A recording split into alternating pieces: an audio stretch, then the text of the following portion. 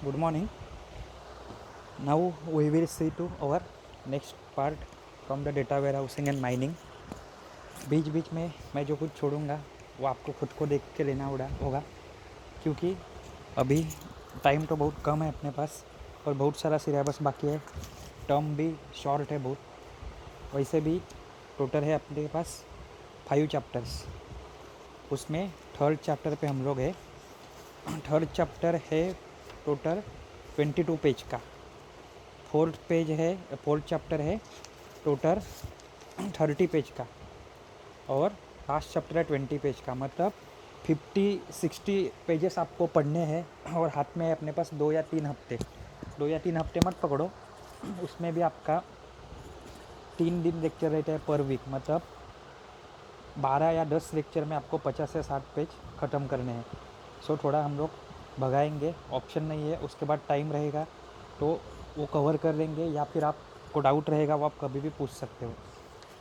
ठीक है, अभी हम लोग पहुँचे हैं कहाँ पे, डेटा वेयर हाउस डिज़ाइनिंग वाला पार्ट चल रहा है। तो इसमें नेक्स्ट देखेंगे हम लोग डेटा वेयर हाउस इम्प्लीमेंटेशन। उसमें सबसे पहले क्या है, एक पार्ट देखना है हमें, एफिशिएंट डेटा कंप्यूटेशन। तो एफिशिएंट डेटा कंप्यूटेशन मतलब क्या है? एफिशिएंट मतलब जो कम से कम इनपुट में अच्छे से अच्छा आउटपुट दो, वो चीज़ रहती है एफिशिएंट। तो at the core multi dimensional data analysis is the efficient computation of aggregation across the many set of the dimension. सबसे इंपॉर्टेंट पार्ट कौन सा है? कोर मतलब अंदर वाला पार्ट क्या है मल्टी डायमेंशनल डेटा एनालिसिस का? तो efficient computation of aggregation across many set of the dimension. जो अलग अलग सेट रहेंगे उनका एग्रीगेशन मतलब साथ में लेके आना, ये क्या रहता है? इंपॉर्टेंट पार्ट रहता है। कंप्यूट क्यूब ऑपरेटर क्या रहता है? One approach to the cube computation extends SQL. जो एसक्यूएल है उसे एक्सटेंड करते हैं so as to include compute cube operator. क्यों उसमें इंक्लूड करना है, मतलब ऐड करना है क्या? कंप्यूटेशन की फंक्शनलिटी, लेकिन किसकी? क्यूब ऑपरेटर की। It computes the aggregates over और सबसेट। ये क्या करता है? एग्रीगेट करता है और सबसेट किसके? Dimension specified in the operation. This can require excessive storage. इसमें ज़्यादा एग्रीगेशन कर रहे साथ में रह कर, तो इसमें ज़्यादा स्टोरेज रख सकता है, specially for the large number of the dimension. ये देखो डायग्राम में,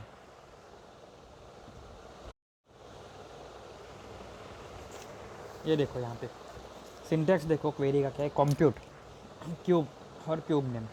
तो ये क्या है? कंप्यूट क्यूब ऑपरेटर है। ठीक है, इसका एक एग्जांपल दिया है आपको।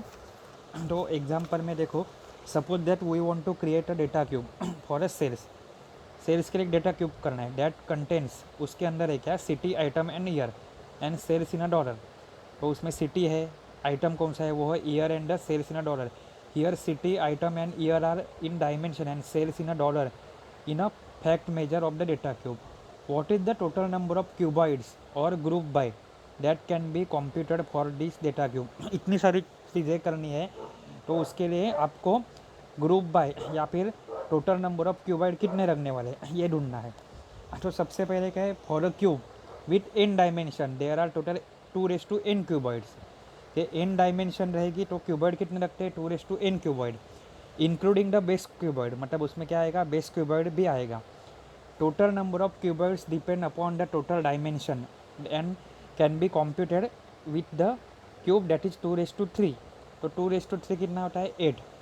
The possible group by are क्या क्या हो सकता है कि possibility? City, item, year, city, item, city, year, item, year, city, item, year. 3 चीज़ों के लिए, सिटी, आइटम, ईयर के लिए उनका अलग अलग कॉम्बिनेशन, तो वो क्या हो सकता है?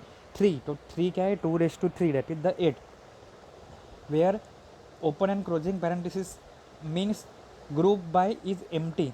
This group by form lattice of the cuboid for the data cube.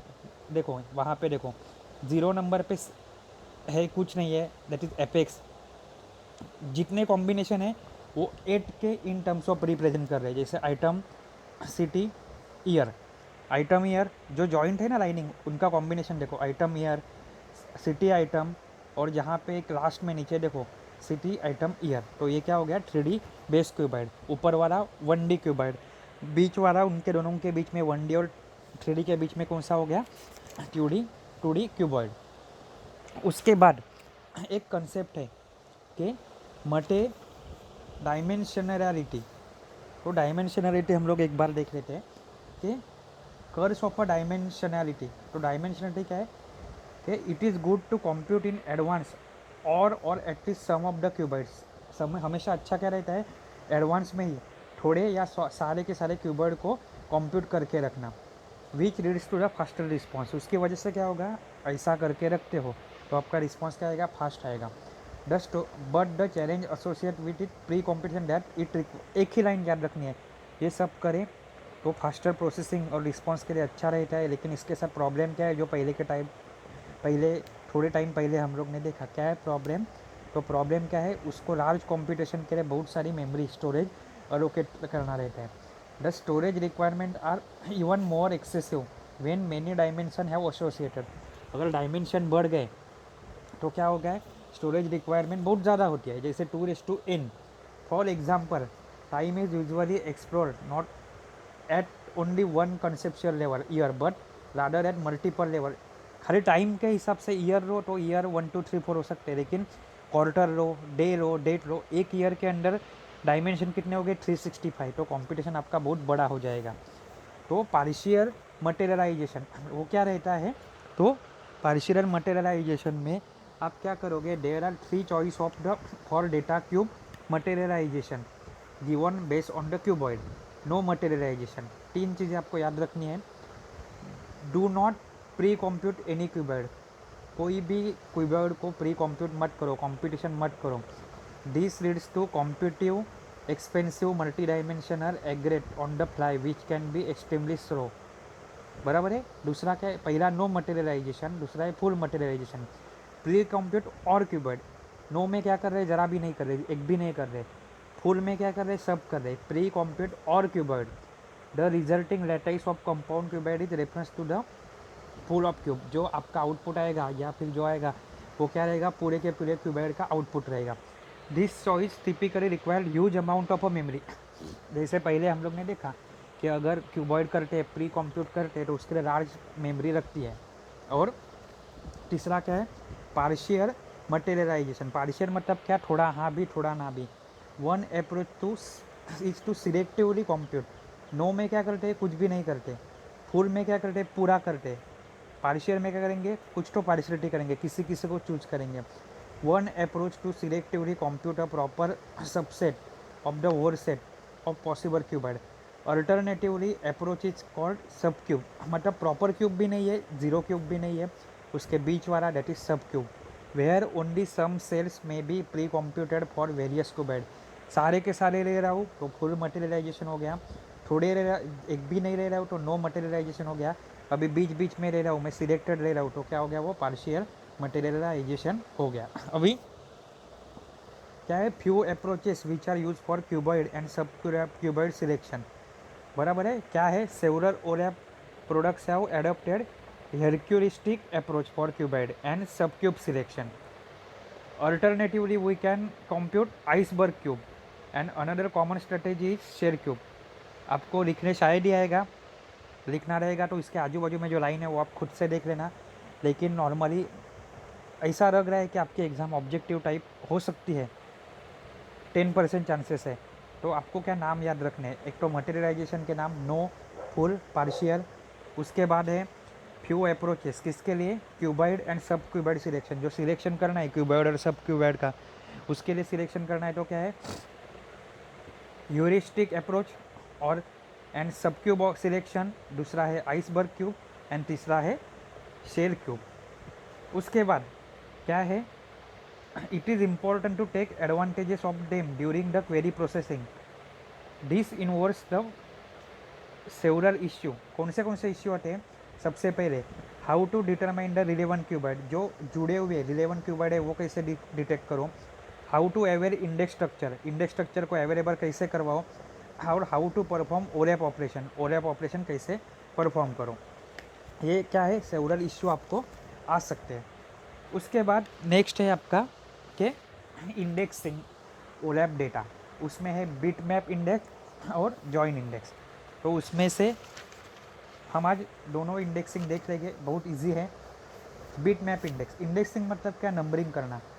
तो bit map indexing, the bit map indexing method is popular, ये पॉपुलर मेथड है because it allow quick searching.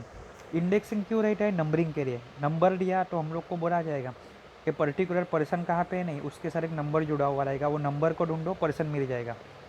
Person बहुत सारे हो सकते हैं, बुक में भी क्या है, इतना सारा सिलेबस रहता है, आपको कुछ टॉपिक बोले तो ढूंढने में तकलीफ होए, लेकिन अगर मैं बोलूँ इंडेक्स नंबर है 3.15, तो आप कहाँ पे पहुँच जाओगे, इंडेक्स ओलैप डेटा पे पहुँच जाएंगे।